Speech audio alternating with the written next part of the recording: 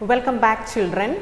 In the last video you learned about the measures taken by the government to uplift the industrial sector during the planning period, that is from 1950 to 1991. There you learned about the Industrial Policy Resolution of 1956, then the Licensing Act by the government. That means the right given by the government to start a new business, to expand the existing business and to produce diversified products.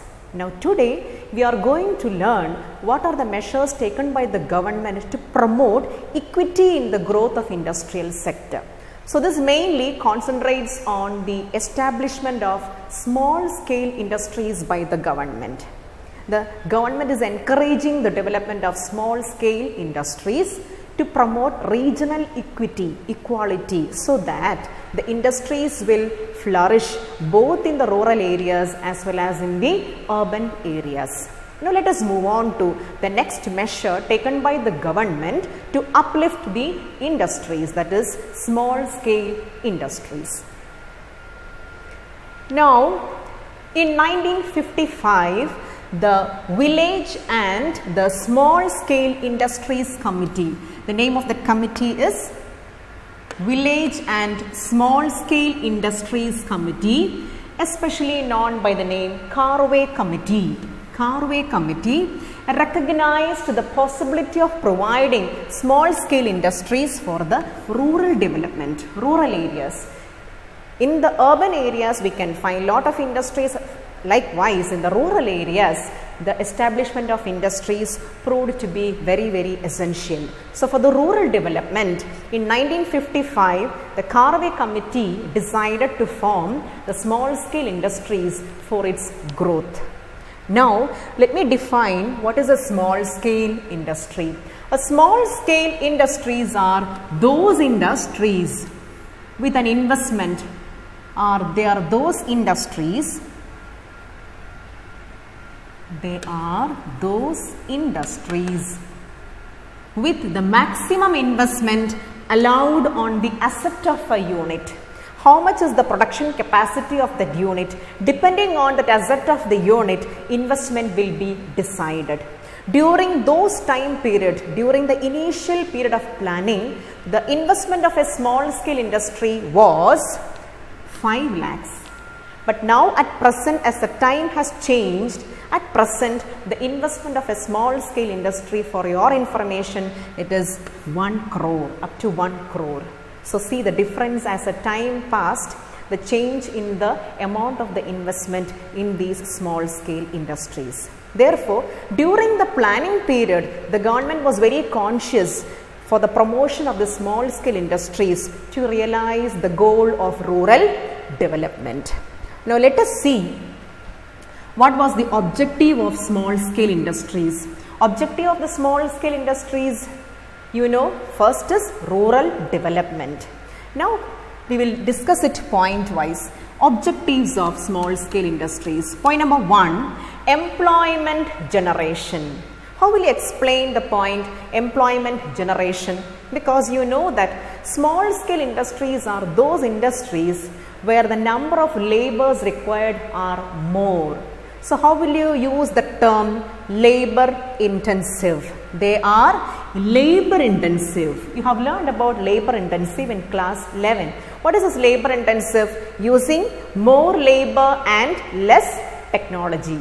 So if more laborers are used, so labor intensive means what? Using more laborers. So if more laborers are used, it will definitely lead to employment generation. So the government has so many objectives of small scale industries.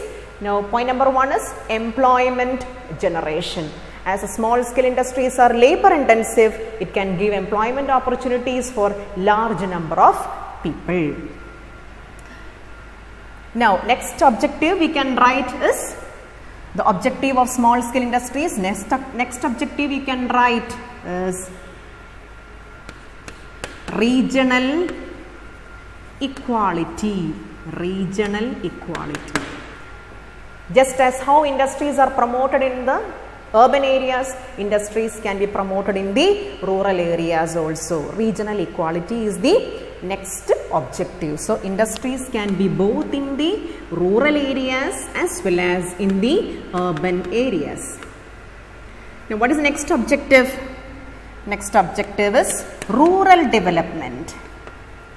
Now normally you know the rural areas are those areas which lacks development. So if the industries are being encouraged there, those areas will will be developed. Therefore, for the rural development, the formation of small scale industries will be helpful. So through the establishment of small scale industries, what all objectives are there for the government?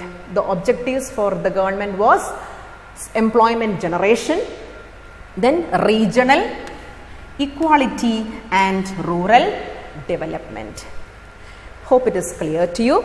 Now next we will move on to the role of the government. In order to promote the small scale industries, I told you the main aim of the government was to promote the small scale industries in the rural areas. So to promote the small scale industries in the rural areas, what is the role of the government? Government has to do so many things to promote the industries in rural areas. It is not that easy to encourage small scale industries in the rural areas, because you know the rural areas are not that much developed. Therefore, investors will not be tempted to make investments in the rural areas. So, government has to take some measures to encourage investment in the rural areas. Now, let us see what are the measures taken by the government to improve the investments in the rural areas for the small scale industries. Point number 1, role of the government. Now, the role of the government is summarized as protecting small scale industries from big industries. So, the main role of the government to promote small scale industries in rural areas is to protect the small scale industries from big industries. Big industries function in the urban areas, small scale industries function in the rural areas. So there will be obviously competition between the industries in these areas. So in the competition, you definitely know the small scale industries, they lack competition. They won't be able to compete that much with the big industries. Therefore, it is a responsibility of the government to protect the small scale industries. How to protect the small scale industries? Point number 1, measures are reservation of products. What do you mean by that? Government should decide that certain products should be made or should be produced only by the small scale industries, not by the large industries. So if that product is reserved only for the small scale industries, only the small scale industries will be producing those products. Large scale industries will not be producing such products. So it is one way to protect the small scale industries from large competition. The next point is concessions like low excise duty and low interest on loans. Now to encourage investments in the rural areas for small scale industries, investors should be given encouragement to take the loans at a lower rate of interest. If the investors are getting the loans at a lower rate of interest, they will be encouraged to start a small business in the rural areas. Thus, it leads to establishment of small scale industries. Likewise, low excise duty, the excise duty, taxes, electricity bill, etc. can be given some concessions. Therefore, small investments will come up in the rural areas known as small scale industries. So, if the small scale industries are coming up in the rural areas, it will definitely lead to rural development. So, these are the role done. These are the measures made by the government. Now, thus we have completed the industrial sector and the reforms made in the industrial sector by the government. So far we have completed agricultural sector and the reforms made in the industrial sector. Now the next major area is foreign trade. What government has done with regard to the foreign trade? You know, foreign trade include both export as well as import. Now in the foreign trade, India was characterized by a policy known as import substitution. Now what is this import substitution? Substitute the import with our own products. Substitute the import with our own products. So try to discourage the imports. That was a lesson that India learned during the British rule. Why? Because with the interference of foreign countries to India, they may try to invade our country. So with that, the Indian government decided that we should be self-reliant. We need not be dependent on any other countries for any kind of imports. Therefore, foreign trade of India during the planning period was characterized by import substitution, substituting the import with our own products. Import substitution is a policy of replacement of imports with domestic products. Produce the good by ourselves. Why we need to import goods from other countries? It can create foreign invasion. Now, what were the objectives of import substitution? Definitely to prevent the outflow of foreign exchange. When there is an import, what will happen? You know it very well. The money will flow out from us. When money is flowing outside, it is a loss for us, isn't it? Therefore, prevent the flow of money outside. Therefore, if we are following the policy of import substitution, the flow of money outside can be prevented. Point number 2, achieving self-reliance. If we are producing the goods which is needed for us by ourselves, then what is the need of importing goods from others? That is the main goal of 5-year plan, self-reliance. Be independent. Don't depend on any others for the goods. Now, point number 3, protecting domestic industries. The industries in India will be protected. If we are importing the goods from other countries, the production made in our industries, domestic industries, will be an utter waste because people will be attracted towards the goods coming from foreign countries. Therefore, the main aim of the import substitution policy was to prevent the outflow of foreign exchange, to achieve the self-reliance and to protect the domestic industries. I hope it is clear to you. Now, for the import substitution, what methods were used for its implementation? For following the import substitution, what were the methods taken by the government? 2 main methods were taken by the government for the import substitution policy. Point number 1, the first method is tariff. What is meant by tariff? Tariff is a tax which is imposed on imported goods. If India is importing goods from other countries, tax will be imposed on that. If a heavy tax is imposed on that, what will be its consequence? The goods which are coming from other countries, its price will be very high. So definitely majority of the people will not be able to buy due to a high price. Therefore, thus government can prevent the import of goods. Second is quota. Quota means fixing a maximum limit on the imports of a commodity. Now, some products which is necessary for us to import, that can be imported, but the quantity will be fixed.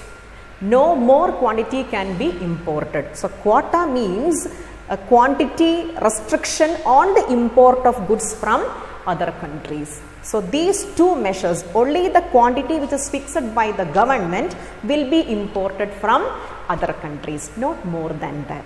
So, that was also fixed by the government to impart this import substitution in our country. So, 2 methods which were used for import substitution for its effective functioning was tariff and quota. Tariff is the tax and quota is the quantity restriction on the import of goods from other countries. Now, next topic that we are moving on to is an appraisal of industrial sector. So many measures were taken by the government with regard to industrial sector during the planning period. Now let us see, let us have a conclusion, let us have a look on what were the effects of these measures on industrial sector. Has the measures taken by the government during the planning period has helped the industrial sector? Let us see that. Point number 1. The proportion of GDP by the industrial sector increased from 11.8 in 1950-51 to 24.6 in 1990-91. So definitely it is an improvement. So all the measures taken by the government such as industrial policy resolution, licensing, small scale industries, everything had a good impact. That means the contribution of industrial sector to GDP is increased from 11.8 to 24.6. It is of course an improvement. Now second one, industries were no longer restricted to jute and cotton. Wide range of consumer industries also came up. You know that during the time of independence, only a few, even after the independence, only a few industries were functioning in our country, like Tata and Steel, few industries of sugar, paper industry, cement industry, and after that the consumer goods like cotton, jute, etc. But now with the planning of government, so many varieties of consumer good industries also came into being. So what you should understand from that, number of industries increased as a result of planning made by the government. Point number 3, the new investments were encouraged in small scale industries due to concession given by the government. It promoted equity.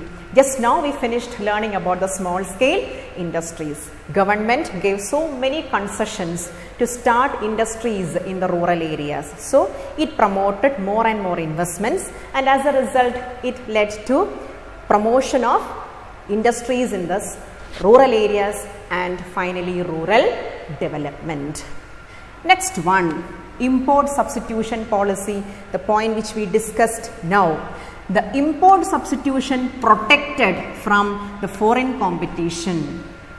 We need not compete with the foreign products. Whatever is needed for us, we will be producing in our own country. So the policy of import substitution helped us a lot. We need not face any competition from the foreign countries. We followed a policy known as inward oriented policy. That means we are not encouraging any imports from outside.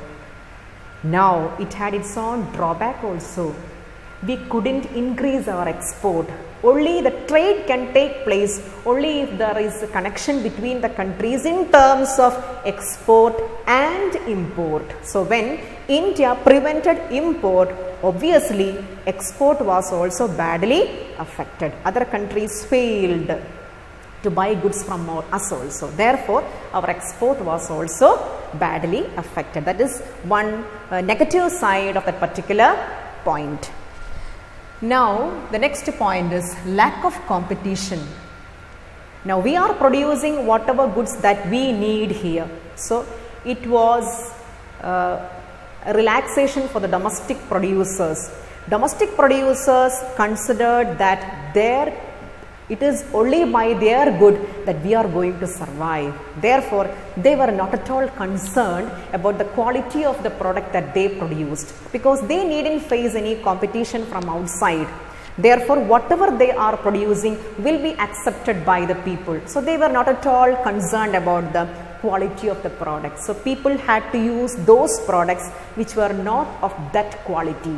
Only if there is a competition, the quality will be improved. Therefore, lack of competition caused for the production of the products which were of not of good quality. Now, that is the point, lack of competition. Domestic producers did not make any effort to improve the quality of the product. Now, next one, licensing policy. You know about licensing policy. Licensing was given to start a new business, expand the business, and even for diversification of the products. Now, there were huge industrialists who were not interested in such a way that other small industries should come up.